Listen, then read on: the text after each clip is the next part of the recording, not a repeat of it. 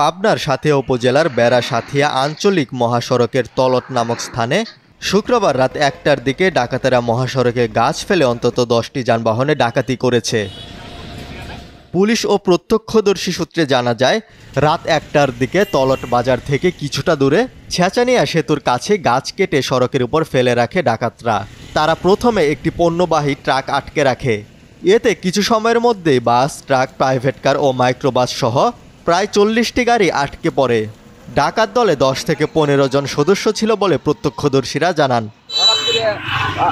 হাসুয়া নিয়ে মুখ বাঁধা অবস্থায় আমাকে এসে গলায় হাসুয়া ধরে বলে, তোর কাছে কি আছে, দে তাড়াতাড়ি দে। আমার কাছে কিছু টাকা ছিল, আমি দিয়ে দেই আর মোবাইলটা নিয়ে নেয়। আর বলে যে গাড়িতে নামবি না, গাড়িতে নামলে কিন্তু খবর আছে। তারপরে একটা শব্দ পাইলাম, বললাম কি আছে না, এইদিক টাকা দেয় কি কিছু আলো দেখা যায় আবার সবটা নিভে যায়। অনুমান ডাকাত হয়েছে ১ ঘন্টার লেখা, প্রায় ঘন্টা খানেক। এ সময় ১০ থেকে ১৫ জন ডাকাত হাসুয়া, রামদা, ছুরি, চাকুসহ বিভিন্ন অস্ত্র নিয়ে পর্যায়ক্রমে গাড়িগুলোতে ডাকাতি চালায়। সে সময় গাড়ির দরজা খুলতে দেরি হয়। কিছু গাড়ি ভাঙচুরের পাশাপাশি যাত্রীদের মারধরও করে তারা। পরিবহন শ্রমিক ও যাত্রীদের সঙ্গে থাকা মুঠোফোন, টাকা ও অন্যান্য মূল্যবান সামগ্রী ছিনিয়ে নিয়ে যায় তারা। প্রায় ঘণ্টাব্যাপী এ তাণ্ডব চলে বলে জানান প্রত্যক্ষদর্শীরা। ডাকাতদের মারধরে অন্তত ৫ জন আহত হয়েছেন বলে প্রত্যক্ষদর্শীরা জানিয়েছেন।